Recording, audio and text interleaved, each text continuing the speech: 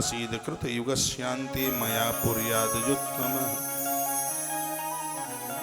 सतयुग में मायापुर नाम है हरिद्वार का। हरिद्वार में एक विलक्षण ब्राह्मण रहते थे जिनका नाम था देव शर्मेति वेद वेदांग पारगा। उनका नाम था देव शर्मा। तीनों कालों में संध्या करते थे, हवन यज्ञ करते थे और वह बड़े अच्छे ब्राह्मण थे। अतिथो अग्नि सुसौर व्रत परायणा। उनके दरवाजे से कभी कोई भूखों नहीं गया, सबको जिमाने के बाद ही भेजते थे। आप सब गृहस्थी लोग हैं, ये नियम बना करके रखिए कि आपके घर से कोई भूखा ना जाए। मंदिर का पुजारी बढ़िया होगा तो मंदिर बहुत गति को पकड़ेगा, उसकी बहुत पहचान होगी, लोग वहां आएंगे, उन लोगों का कल्याण होगा।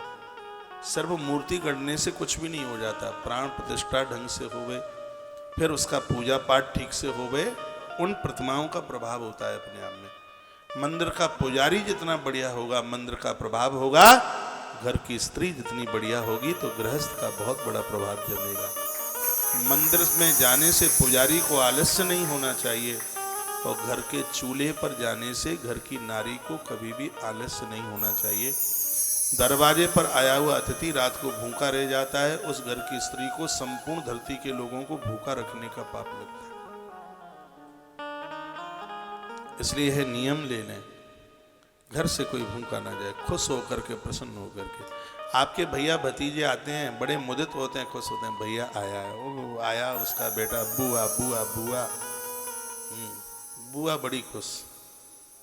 और कोई आ जाए तो सिरंज में भी खून ना निकले, बॉडी में इतना भी खून ना रहे, काटे खून ना निकले। ऐसा क्यों होता है? घर में आने वाले सब लोग आपके हैं, सबका आदर हो। आवे अतिथि द्वार पर करो सकल सम्मान, ना जाने किस वेश में आ जावे भगवान।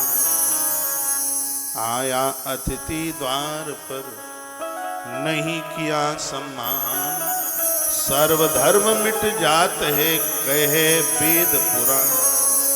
वेद और पुराणों में कि आपने अपने घर से किसी भूखे को आपने वापस कर दिया, जमाया नहीं, तो एक वर्ष में जितने भी तुमने धर्म पुण्य सदकर्म तीर्थ यात्रा की है वो सब पुण्य उसी समय क्षीण हो जाता है। इसलिए दरवाजे से कभी भी कोई भूखा ना जाए।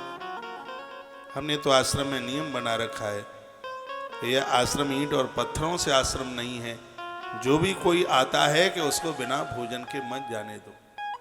कभी आप तुलसीवन आश्रम आके तो देखिएगा, हम लटक जाएंगे तुमसे, बिना भोजन के नहीं निकलने देंगे। ये सिर्फ बातें प्रवचन की नहीं है, इन सब चीजों को हमने ढाला है।